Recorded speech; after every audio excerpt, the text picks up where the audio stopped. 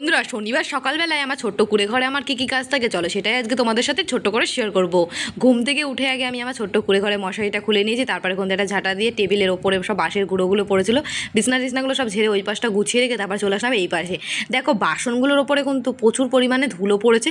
প্রত্যেক দিনই কিন্তু এই বাসনগুলো মাজা ধোয়া হয়, রান্না হয়, সেই জন্য তো এগুলো কিন্তু গুছিয়ে গুছিয়ে এখন আমি রেখে দিয়েছি আর ঢেকে রাখতে হয় বাসনগুলো। আর আজকে যেহেতু শনিবার মানে তো নিরামিষ আমাদের, আর নিরামিষের দিনে তো সব ধোয়া পাকলা কাচাকুচি আছেই। তো বাসনপত্রগুলো যেগুলো ধোয়ার ছিল সেগুলো কলে রেখে এসে ঘরে ভেতরটা খুব সুন্দর করে ঝাঁট দিয়ে নিয়েছি। আর যেহেতু রোজ মাছ টাছ রান্না করা হয়, এগুলো বাস টাসে সব ছিটকে টুটকে যায়, তো এইসবগুলো কিন্তু কাউটোগুলো একটু মুছে নিয়েছিলাম সার্ফের জল দিয়ে সুন্দর করে। তো ঘরের ভেতর বাইরে সব মোছা কিন্তু আমার কমপ্লিট হয়ে গেছে। তারপরে চলে আসলাম কলে এই বাসনগুলো সব ধুতে।